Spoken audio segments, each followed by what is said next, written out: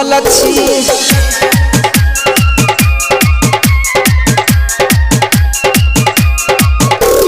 चिंता में हम डूबल छी, हम ओही दिन सा लब भ गेल हमारा भौजी आही बहिन सा लब भ गेल हमारा भौजी आही बहिन सा। चिंता में हम डूबल छी, हम ओही दिन सा लब भ गेल हमारा भौजी आही बहिन सा लब भ गेल हमारा भौजी आही बहिन सा।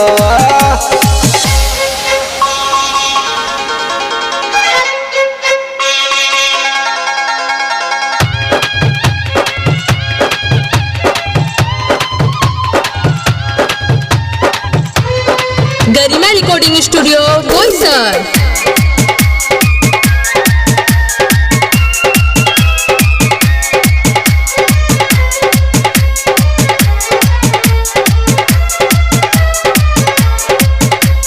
चाल छे ओकर शराबी हे ये कहल छे ओकर गुलाबी तो हमारा माये सुनू भौजी की छे एहन खराबी तो हमारा माये सुनू भौजी की छे एहन खराबी।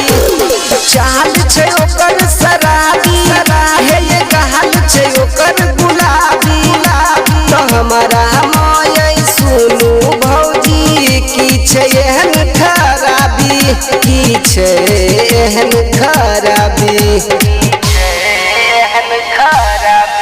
कुछ आई करू उपाय कुछ आई करू उपाय उठू ने जमीन सा लब भ गेल हमारा भौजी आही बहिन सा लब भ गेल हमारा भौजी आही बहिन सा।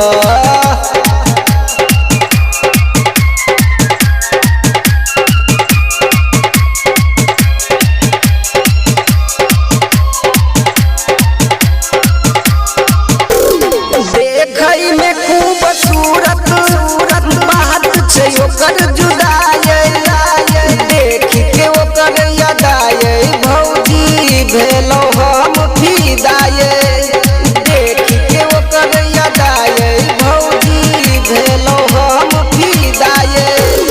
देखई में खूबसूरत बात छे ओकर जुदाई देख के ओकर यादाई भौजी भेलो हम फिदाई भेलो हम फिदाई।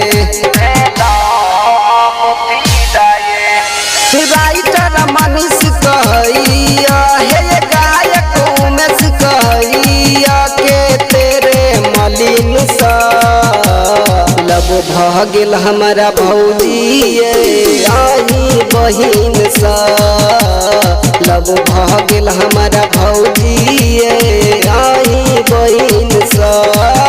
आप तो मान जाओ ये भौजी। गरिमा रिकॉर्डिंग स्टूडियो बोईसर।